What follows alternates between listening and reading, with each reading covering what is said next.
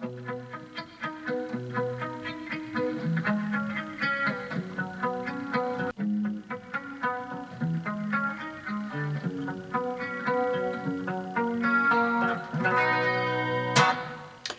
it going, everybody? This is Darrin with GuitarControl.com bringing you this video lesson. And today I want to show you how to play one of the chord progressions from the Joe Satriani song, Always With Me, Always With You. So this particular song, I've done previous lessons in the past and some of the melody lines and leads and stuff from it. But this is a really cool chord progression, and it's relatively short, so you could like make a recording of it or use your looper, and then it's really fun to solo over the top of. So I also think this is a really good progression to work with because you have to palm mute every note and then you're arpeggiating the chord, so it's a really good exercise for that. Right now we're offering this really cool free chord chart. There's a link in the description that you can download it, print it off, PDF format, so you have every chord that you could ever need for whatever you're doing all in one place. It's really a useful, handy tool. So be sure to click on the link in the description for the tabs, and let's get close up and take a look. Alright, so first of all, our first chord is B at 11. So a lot of these chords have big, crazy names, but they're not too terribly difficult to play. So for this first chord here, for this B at 11, my first finger is on the second fret of the A string. My third finger is on the fourth fret of the G string, and my fourth finger is on the fourth fret of the B string, and the high E string is open. So we're going to pick this, we're going to start on the A string, so it'll be A, G, B, E, B, G. So this is in 3/4 time, and this is all completely made up of eighth notes. So it's just 1 and 2 and 3 and 1 and 2 and 3 and. So at this it'd be 1 and 2 and 3 and. So let's just run through the chords and then we'll work with the actual technique. So that's one measure. There's two measures of it, so you play it twice. Then we have E minor 7 add 9. So for this, we're going to put our first finger onto the first fret of the G string, our second finger onto the second fret of the B string, and we're going to pick this starting on the low E. So we go E, G, B, and then we're going to take our fourth finger and pick up the fourth fret of the B string, and then take that back off. So now we're back down to the second again. So. And then follow that with the G string. So 1 and 2 and 3 and. And then we have F sharp suspended 4. So first finger here is just going to bar the second fret just across all the strings. And then we're going to put our third finger onto the fourth fret of the D string and our fourth finger onto the fourth fret of the G string.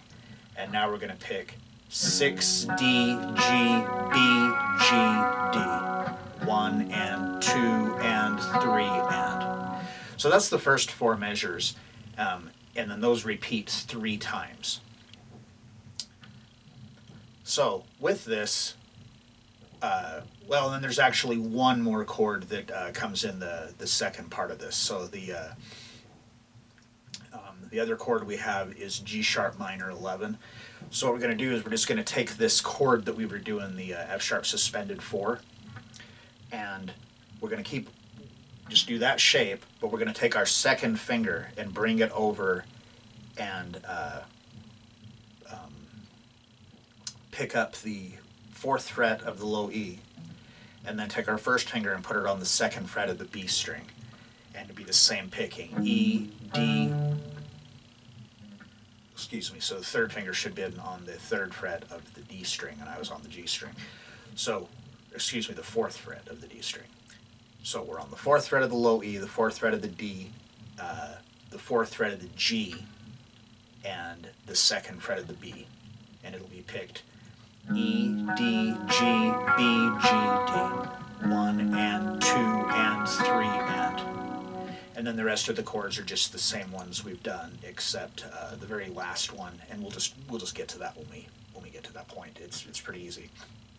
So the first thing I would do is just work on getting the chords down in the transitions, and then you can work with this part of it. So he is palm muting every single note, so it's really challenging to be able to consistently get every note palm muted.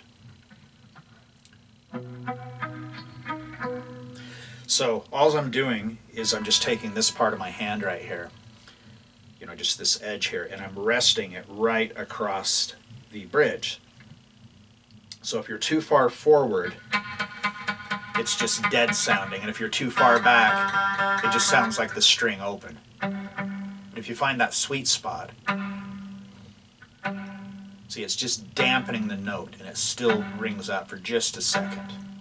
So it's really kind of hard to find that sweet spot, especially if you're new to this technique. So 1 and 2 and 3 and 1 and 2 and 3 and now we switch to that E minor 7 add 6. So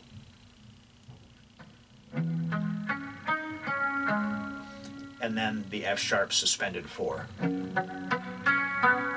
then it would just start over again.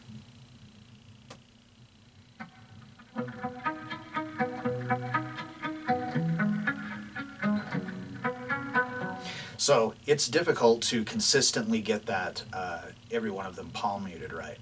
So just keep at it. If you notice consistently that it's like a particular string that you're not getting the palm muting, like say maybe it's like your B string or your G string, so just move your you find that spot and then just kind of scoot your hand up to those strings, so that way you're getting them all muted. All right, so that section repeats 3 times.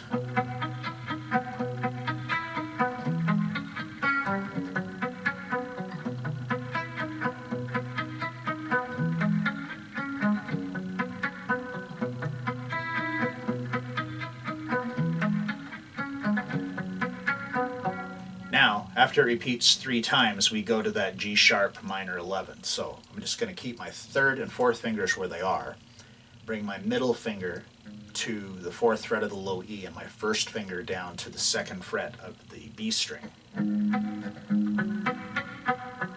Then to the E minor 7 add 6.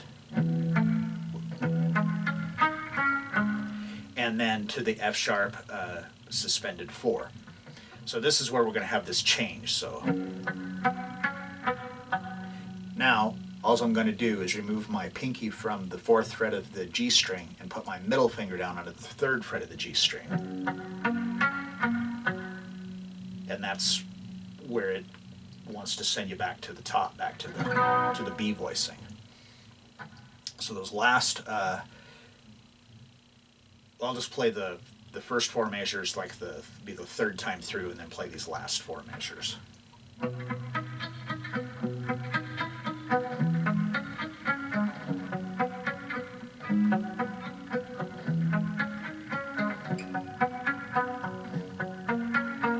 And then it would just simply start over again.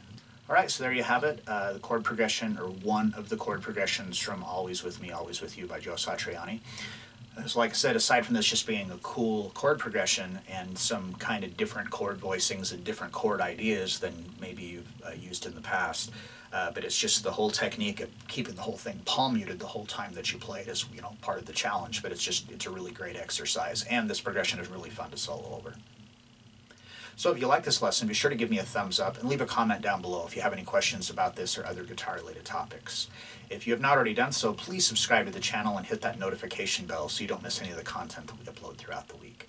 Well, that is all I have for you today. Thanks for watching, and have a great day.